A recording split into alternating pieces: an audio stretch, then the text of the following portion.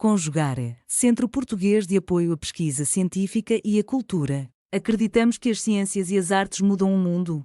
O conhecimento transforma, e isso nos motiva. Sexto ciclo ibero-americano de diálogos contemporâneos com o tema História, Poder e Sociedade. Olá, o meu nome é Adriana Gomes.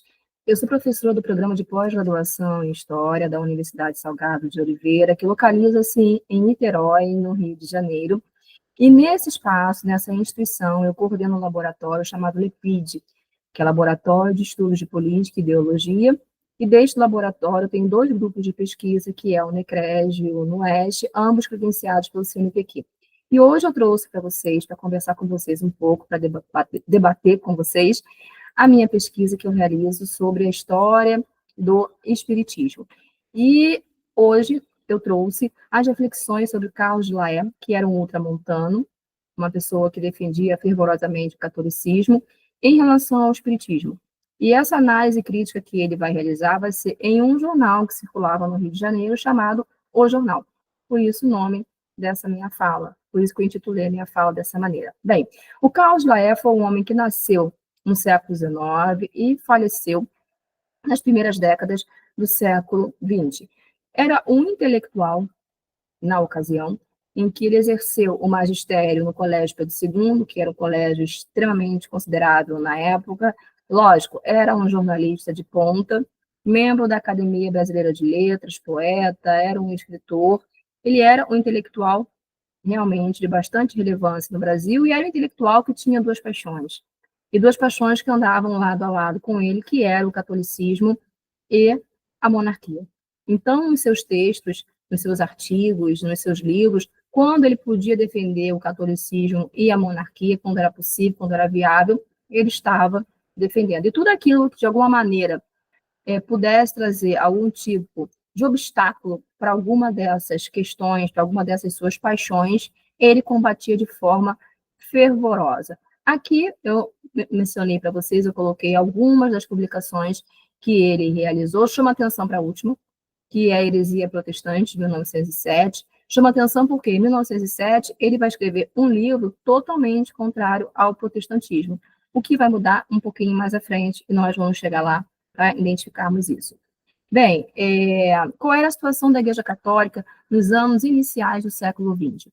A Igreja Católica não tinha um intelectual, de fato, alguém que escrevesse as ideias que defendessem a Igreja Católica, as ideias do catolicismo tradicional, que pudessem ser defendidos. A pessoa que falava, discutia sobre, era o Dom Vital, mas ele não era o intelectual de forma a escrever sobre o assunto. Entretanto, no início do século XX, nós vamos ter duas figuras bastante interessantes nesse sentido, que vão ser intelectuais e que vão escrever para a Igreja Católica totalmente contrário às ideias modernistas, que vai ser o Eduardo Prado e o Carlos de Laet, que é o meu objeto aqui da minha fala. Então, esses dois homens, eles vão unir essa ideia de defesa do catolicismo, contrária a qualquer ideia que adviesse da modernidade do século XIX para o século XX, e vão defender o catolicismo tradicional, né? Então, essas pessoas, né, eram chamadas conceitualmente de ultramontanos, de uma forma muito breve de falar, por conta do tempo. Então, vão ser pessoas que vão defender tudo aquilo que adveio da Revolução Francesa. Tudo aquilo que adveio pós-Revolução Francesa, que era contrário à Igreja Católica, eles vão combater. Eles vão se empenhar de todas as formas possíveis de ir contra, de reagir às mudanças do mundo moderno. Assim como também eles vão ser altamente fervorosos contra as ideias da modernidade e os seus desdobramentos, que eles vão considerar nocivos à sociedade. Entretanto, cabe a gente ressaltar que os ultramontanos, eles não eram um grupo uníssono e muito menos homogêneo. Existiam dissidências, diferenças entre eles, mas o que a gente pode considerar como algo em comum é a defesa do catolicismo e, sobretudo, a defesa das ideias da modernidade. Né? Defender contra as ideias da modernidade pró a defesa do catolicismo. Bem, eles foram pessoas que combateram de forma impetuosa todos aqueles que eles consideravam opositores e que pudessem causar qualquer tipo de dano aos dogmas da Igreja Católica. Aqui eu elenquei para vocês uma série de jornais, os quais o Carlos Laet publicou no Rio de Janeiro e no Brasil como um todo, que mostra que ele era um escritor de extrema relevância. E aqui a fonte histórica que eu trouxe para a gente hoje, que é o jornal intitulado O Jornal. O nome do jornal era O Jornal, e tem uma explicaçãozinha para isso que eu vou falar agora para vocês.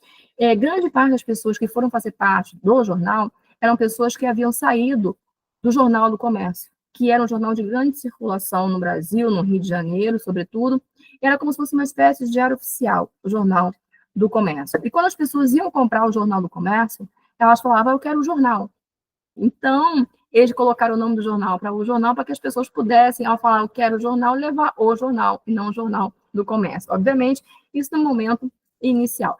Foi um jornal criado em 1919, era um jornal de uma aparência sóbria, como vocês podem ver, as manchetes elas não se destacavam, o valor era um valor acessível também para os padrões do Brasil na época, mas a grande virada de chave do jornal vai ser em 1924, quando ele foi comprado pelo Assis Chateaubriand, uma pessoa de grande importância, de grande relevância para a mídia brasileira. E o Chateaubriand, ele, quando comprou o jornal ele vai ter uma importância de destaque. Por quê? Ele vai ser o jornal líder do Diários dos Associados, que vai ser o Diários Associados, vai ser o conglomerado que vai mostrar o grande poder do Chateaubriand na mídia brasileira no século XX. Bem, logo na primeira edição do jornal pós-compra do Chateaubriand, o Chateaubriand vai deixar bem claro que o jornal era de orientação conservadora. Ele vai defender de uma forma bastante clara a entrada do capital estrangeiro no Brasil, a internacionalização da economia brasileira. Ele vai ser contra as ideias comunistas e socialistas e vai chamar todos esses que eram contra essas ideias que ele vai defender, ele chamava de corja socialista, entre aspas, né?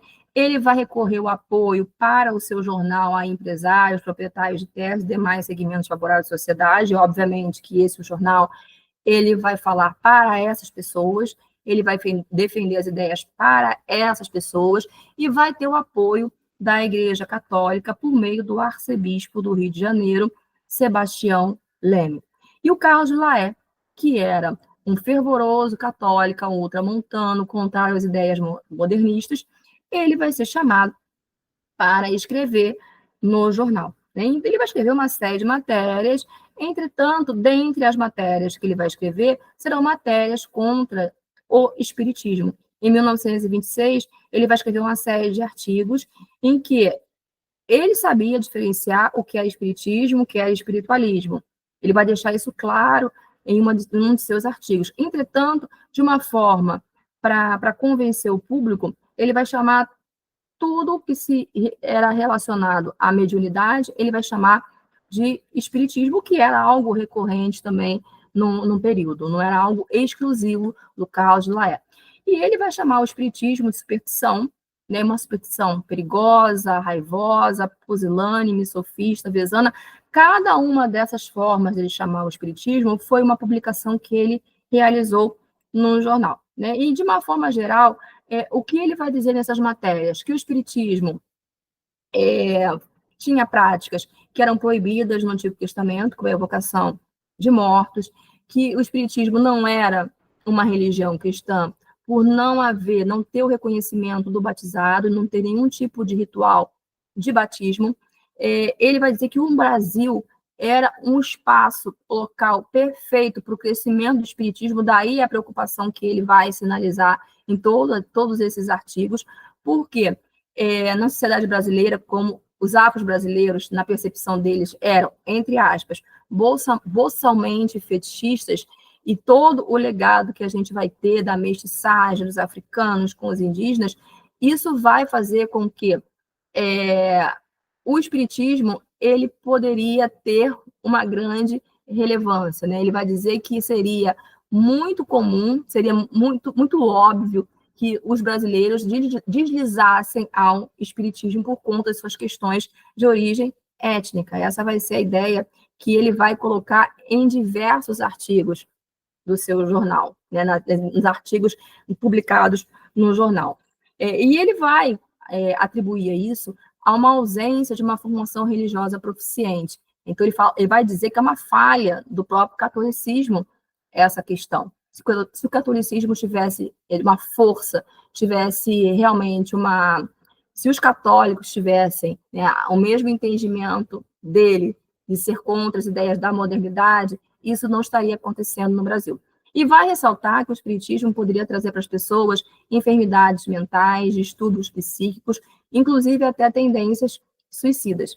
E que era muito comum também as pessoas procurarem o espiritismo e até passarem a fazer parte do espiritismo, passarem a praticar o espiritismo por conta da morte de entes queridos e também por conta da cura. Porque como no Brasil, nessa época, não existia médicos que pudessem cuidar das pessoas, não existia nenhum tipo de amparo às pessoas carentes, as pessoas buscavam a cura por meio de médiuns receitistas, por meio de médiuns curadores.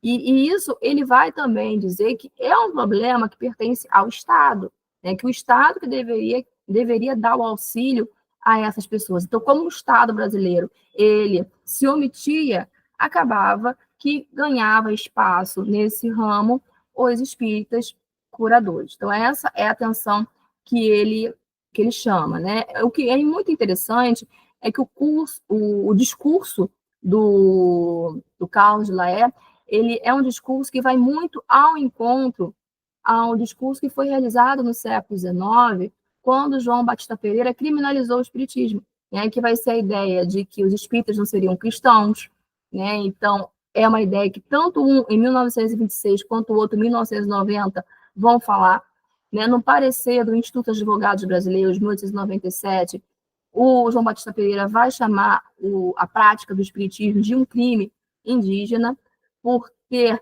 aqui na terra, no solo brasileiro, algo que pudesse, de alguma maneira, facilitar a sua propagação. Então, vai ao encontro às ideias também do Carlos de Laet, e ele vai dizer que a miscigenação no Brasil, os povos originários, os africanos, eles contribuíam muito, né, para o crescimento do espiritismo, porque eles acreditavam na cura por meio do espiritismo. Então, eles viam isso como quem disse, ambos. Então, um discurso do século XIX era endossado por outras palavras, ou com palavras até iguais, no século XX, no ano de 1926.